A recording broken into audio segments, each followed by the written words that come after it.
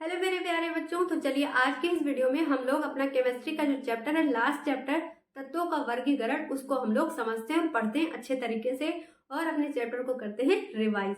तो सबसे पहली बात, अगर आप बात करें तत्वों के वर्गीकरण की बच्चों, तो तत्वों का वर्गीकरण सिंपली सा पहली बार जब बांटा गया था, जब ज्ञात तत्व थे थोड़े बहुत थे, तब उनको धातु और अधातु दो कैटेगरी में ही बांटा गया। लेकिन जब बाद में और आगे तत्व आए तो उनको और अलग अलग कैटेगरीज में डिवाइड किया गया और लास्ट में डिवाइड करते करते बन गई एक आवर्त सारणी। और और ये जो आवर्त सारणी है वो किसके द्वारा बनाई गई? एक मेंडलीफ के द्वारा बनाई गई और एक मोजले ने बनाई, जो कि मेंडलीफ ने जो बनाई थी उसी को उन्होंने क्या किया था और थोड़ा सा डिफाइन करके और उसका नाम दिया गया आधुनिक आवर्त सारणी। ठीक है, तो ये पूरा चैप्टर का एक कंक्लूजन है छोटा सा, आपको इसको ध्यान में रखना है और ध्यान में रख के चलिए पढ़ते हैं। सबसे पहली बात, तब जो ज्ञात 118 तत्व थे, 118 तत्वों में ज्ञात तत्वों में कुल 95 जो तत्व थे वो क्या थे? नेचुरल तत्व थे और बाकी जो बच गए वो कृत्रिम तत्व थे। ओके, तो सबसे पहले इसका वर्गीकरण कैसे हुआ? दो चीजों में, धातु और अधातु में विभाजन हुआ। दूसरा क्या था? प्राउड की परिकल्पना, और ये वाला आपसे पूछा जाता है। अब प्राउड की परिकल्पना क्या थी? सभी तत्वों के परमाणु भार क्या होते हैं? हाइड्रोजन के गुणक होते हैं। इन्होंने क्या बताया कि जो सारे तत्व हैं उनका जो परमाणु भार है वो क्या है? हाइड्रोजन के परमाणु भार का गुणक है, इन्होंने ये बोला। लेकिन ये जो चीजें हैं वो अधिकतर तत्वों पे लागू तो हुई, लेकिन कुछ ऐसे 10% तत्व थे जिन पर ये लागू नहीं हुआ और ये योजना, जो परियोजना थी इनकी प्राउड की, वो विफल हो गई। तो आपको बच्चों ये ध्यान रखना है कि प्राउड की परिकल्पना क्या है, आपसे ये पूछा जाता है। ओके, तो प्राउड की परिकल्पना समझ आ गई। आगे बढ़िए, गाबे राइनर का त्रिक नियम आपसे पूछा जाता है। अब गाबे राइनर का त्रिक नियम क्या है? तो इन्होंने ये बताया कि अगर हम समान गुण वाले तत्वों को एक श्रेणी में रखें तो हर एक पहला और तीसरा जो तत्व होगा उसका अगर हम औसत निकाल देते हैं तो बीच वाले तत्वों का हमें क्या मिल जाएगा? एक परमाणु भार मिल जाएगा। चलिए देखते हैं। तो इन्होंने 3 हम एग्जाम्पल ले लेते हैं। तो आपसे ये पूछा जा सकता है कि कौन कौन से तत्व त्रिक नियम को फॉलो करते हैं। तो लिथियम, सोडियम, पोटेशियम, इन 3 तत्वों को आप जो है याद रखिएगा। ओके, तो इन 3 तत्वों से ही सवाल बन सकता है कि इसमें से कौन सा त्रिक नियम का फॉलो करता है। इनमें से कोई एक रहेगा, बाकी 3 नहीं रहेगा, तो आप आंसर का टिक कर लेना। तो अब देखिए, लिथियम का होता है 7 और पोटेशियम का होता है, पोटेशियम मतलब की को, इसको पोटेशियम को हम लोग के से लिखते हैं। अगर हम दोनों का औसत करते हैं 39 और 7 कितना होता है? कितना होगा? 46 होगा। 46 का अगर हम 2 से भाग देंगे तो कितना आएगा? 23। तो ये वाला इस पे लागू होता है और गाबे राइनर का त्रिक नियम हर जगह, मतलब अधिकतर तत्वों के साथ लागू होता भी है। ठीक, चलो अब ये तो हो गया गाबे राइनर का त्रिक नियम, लेकिन साथ साथ में आता है न्यूलैंड का अष्टक नियम। इन्होंने ये भी बताया, न्यूलैंड ने क्या बताया, और ये जिन्होंने अष्टक नियम दिया था वो 1863 में दिया।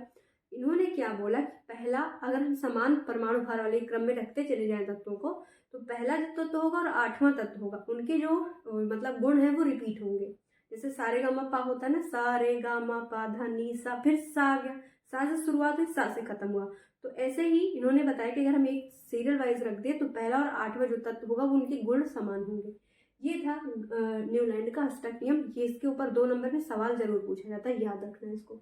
चलो ओके, चलो अगला देखो, मेंडलीव की मूल आवर्त सारणी क्या थी, आपसे इस पे पूछा जाता है। और मेंडलीव की आधुनिक आवर्त सारणी क्या है, इस पे 2-2 नंबर में आपसे क्वेश्चन पूछा जाएगा, लेकिन आपको 4 नंबर में अंतर दे सकता है कि दोनों में अंतर डिफाइन करो, तो अंतर आपको जरूर लिखना है। तो पहली बात तो समझते हैं मेंडलीव की मूल आवर्त सारणी क्या थी। तो इनमें क्या किया गया, परमाणु भार वाले तत्वों को जो इनमें बताया, इन्होंने क्या कहा कि जो इनकी आधुनिक आवर्त सारणी थी, उन्होंने ये बताया कि जो तत्व हैं उनके जो परमाणु भार है उसके क्रम में इन्होंने अपने इस सारणी में रखा था। और ये भी बताया कि परमाणु भार ही तत्वों का क्या है? मूल लक्षण है। लेकिन यही जब इनका और ज्यादा हो गया, जिसके बाद आधुनिक आवर्त सारणी बनी। ये तो मेंडलीव की मूल आवर्त सारणी थी, मूल का मतलब ओरिजिनल जो उन्होंने बनाया है, लेकिन आधुनिक का मतलब है उसको थोड़ा सा और अच्छे से एडजस्ट करके नया बनाया गया, जिसको मोजले ने बनाया था। तो इनमें क्या रखा गया है कि इन्होंने बताया परमाणु भार तत्वों का मूल लक्षण है, लेकिन जब आधुनिक वाली बन गई तो उसमें ये आ गया कि परमाणु भार नहीं, परमाणु क्रमांक तत्वों का मूल लक्षण है। ठीक है, तो इसी को क्या कहा गया? आवर्त नियम कहा गया। आवर्त नियम देखिए, तत्वों को परमाणु भार के क्या रखा जाता है? बढ़ते क्रम में रखा जाता है। अगर आपसे पूछा जाता है आवर्त नियम क्या है, मेंडलीव की मूल आवर्त सारणी का आवर्त नियम, तो पहला आवर्त नियम क्या है? तत्वों को परमाणु भार के बढ़ते क्रम में रखा गया। दूसरा नियम आता है, एक समूह के सभी तत्वों का गुण क्या होगा? समान होगा। मतलब अगर मान लीजिए ग्रुप ए है तो उसके अंदर जितने भी तत्व आएंगे वो सारे के सारे जो उनके गुण होंगे वो सारे तत्वों में समान गुण रहेगा। उसके बाद इनकी आवर्त सारणी में 8 समूह और 7 आवर्त थे। इसको भी याद रखिए, वो पूछा जाता है, एक चाहे बहुविकल्पीय में पूछा जाए चाहे 2 नंबर में पूछा जा सकता है कि इनकी आवर्त नियम में कितने आवर्त सारणी में, मूल आवर्त सारणी में कितने आवर्त हैं और कितने समूह हैं। अब मूल आवर्त सारणी जो थी इनके महत्व तो आपसे पूछे जा सकते हैं। तो पहला महत्व देखिएगा, हो सकता है इसमें दिख ना रहा हो, दूसरा तो मैं बोल दूंगी आपको। आवर्त सारणी में तत्वों का क्रमबद्ध अध्ययन, मतलब महत्व ये बताएगा। अगर हम कहें कि आपसे पूछे जाए कि जो आधुनिक उनकी मूल आवर्त सारणी थी मेंडलीव की, उसके क्या गुण हैं, अगर हम देखें उसमें क्या स्पेशलिटीज है, तो पहला ये है कि आवर्त सारणी में तत्वों को क्रमबद्ध अध्ययन करना हमें मिल गया कि अगर हम क्रम से बढ़ते चले जाएं हर एक तत्व का हमें क्वालिटी पता चल जाएगा। दूसरा क्या है, नए तत्वों के लिए खाली स्थान छोड़ा गया। ये दूसरा आपको दिखाई नहीं दे रहा होगा, थोड़ा सा समझ सकते हैं आप। तो इन्होंने ये बताया कि जब मान लीजिए आगे तत्व खोजे जाएंगे तो उनके लिए जगह उसमें छोड़ी गई। ठीक है, चलिए अगला देखते हैं, परमाणु भार व संयोजकता में संशोधन। इन्होंने क्या किया, परमाणु भार और संयोजकता में क्या कर दिया, संशोधन किया। तो ये 3 आपको क्वालिटी याद रखनी। लेकिन अगर गुण है किसी चीज में तो दोष भी होगा, पक्का है, क्योंकि अगर किसी चीज में, किसी व्यक्ति में अच्छी क्वालिटीज होती हैं, साथ साथ बुरी क्वालिटीज भी होती हैं। तो आवर्त सारणी के दोष क्या थे कि हाइड्रोजन को क्षार धातु के साथ रखा गया, जबकि आप देखोगे तो मतलब उसका कहीं स्थान देने लायक ही नहीं है, लेकिन उन्होंने क्या किया कि हाइड्रोजन को क्षार धातु के साथ रखा, पहली गलती। दूसरी गलती क्या थी, अक्रिय गैसों को कोई स्थान नहीं दिया गया, क्योंकि कारण क्या था, उस समय जब इन्होंने सारणी बनाई थी उस समय अक्रिय गैस की खोज की ही नहीं गई थी। लेकिन साथ ही साथ ये भी इसमें बोल रहा है महत्व में कि नए तत्वों के लिए खाली स्थान छोड़ा गया, लेकिन उन्हें अक्रिय गैसों के लिए खाली स्थान नहीं छोड़ी।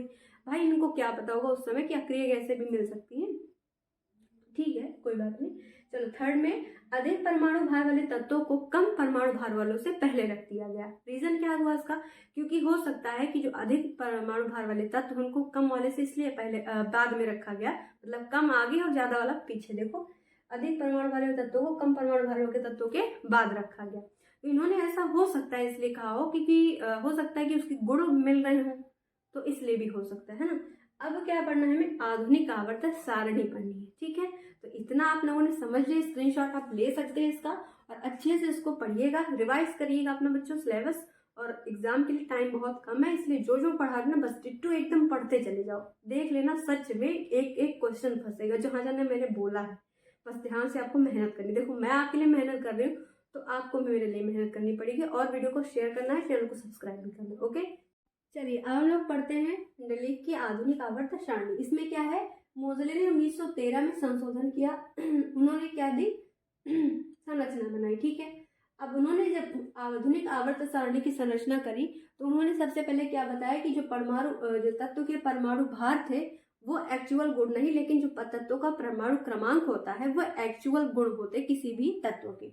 दूसरा इन्होंने क्या बताया, आधुनिक आवर्त सारणी में 9 वर्ग थे और 7 आवर्त थे। ठीक है, अब अगर मान लीजिए इसकी विशेषता पूछी जाए तो याद रखिएगा, देखो ये सब चीजें है ना विशेषता में कम, लेकिन ऑप्शनल में या फिर बहुविकल्पीय में सब में ज्यादा पूछा जाता है। क्या, परमाणु भार ऊपर से नीचे क्या होता है, बढ़ता है।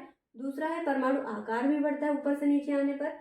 विद्युत धनात्मक ऊपर से नीचे आने पर बढ़ती है। धात्विक गुण ऊपर से नीचे आने पर बढ़ता है। धातुओं की अपचायक क्षमता जो है ये भी ऊपर से नीचे आने पर बढ़ जाती है, लेकिन आयनन विभव ऊपर से नीचे आने पर घटता है। विद्युत ऋणात्मकता भी ऊपर से नीचे आने पर घटती है, और इलेक्ट्रॉन बंधुता भी ऊपर से नीचे आने पर घट जाती है। ठीक है, अब देखिए 2 चीज हेडिंग है, जैसे विकर्ण संबंध क्या होता है, जैसे विकर्ण संबंध, सेतु तत्व, संक्रमण तत्व और प्रारूपिक या निरूपक तत्व। तो विकर्ण संबंध क्या होता है, देखो द्वितीय आवर्त और तृतीय आवर्त, देखो जो 2 है वो दूसरा आवर्त है, 3 है तो तीसरा आवर्त है। दूसरे और तीसरे आवर्त के जो तत्व है अगर हम उनको समान रख देंगे तो ये आपस में विकर्ण संबंध दर्शाते हैं। ये क्या है, विकर्ण संबंध कहलाता है। सेतु तत्व अपने ही वर्ग के उपवर्गों वाले तत्वों से समान गुण रखना तत्वों का क्या कहलाता है, ये सेतु तत्व के गुण कहलाते हैं, फिर सेतु तत्व होते हैं। संक्रमण तत्व, संशोधित आवर्त सारणी में जिन तत्वों के गुण सेतु तत्व से कम समानता रखते हैं उनको क्या कहा जाता है, संक्रमण तत्व कहा जाता है। निरूपक तत्व या प्रारूपिक तत्व क्या होते हैं, तृतीय आवर्त के तत्वों को क्या बोला जाता है, निरूपक तत्व, क्योंकि ये अपने 2 वर्गों के मुख्य लक्षणों को प्रदर्शित करते हैं, इसीलिए इसको क्या कहा जाता है, निरूपक या प्रारूपिक तत्व। ठीक है, अब हमें समझना है कि जो आधुनिक आवर्त सारणी अभी आपने पढ़ा इसके क्या दोष हैं, इसके भी तो दोष होंगे ना, तो चलो इसको समझ लेते हैं फटाफट से। चलिए अब 1 मिनट का और हमें समय लगेगा, क्योंकि हमें आधुनिक आवर्त के दोष पढ़ना है। 3 दोष आप याद रखेंगे। पहला क्या है, असमान तत्वों को साथ रखा जाना। दूसरा है समान तत्वों को अलग रखा जाना, मतलब समान गुणों वाले तत्वों को अलग रखना, समान गुणों वाले तत्वों को असमान गुणों वाले तत्वों को साथ नहीं रखा जाना। धातु व धातु को अलग नहीं किया गया, मतलब इनको साथ में ही रखा गया। ये 3 मेन चीजें हैं, आपको इन्हों को मुख्य है ये, आप बस इतना ही याद करेगा। ओके बच्चों, समझ में आ गया होगा आपको, पूरा वीडियो अच्छे से समझ गए होंगे। तो अगर वीडियो एक बार पसंद आए ना बच्चों तो प्लीज शेयर कर देना और चैनल को सब्सक्राइब भी कर लेना। ओके, मिलते हैं अगले वीडियो में, तब तक के लिए थैंक यू और best of luck for your exam.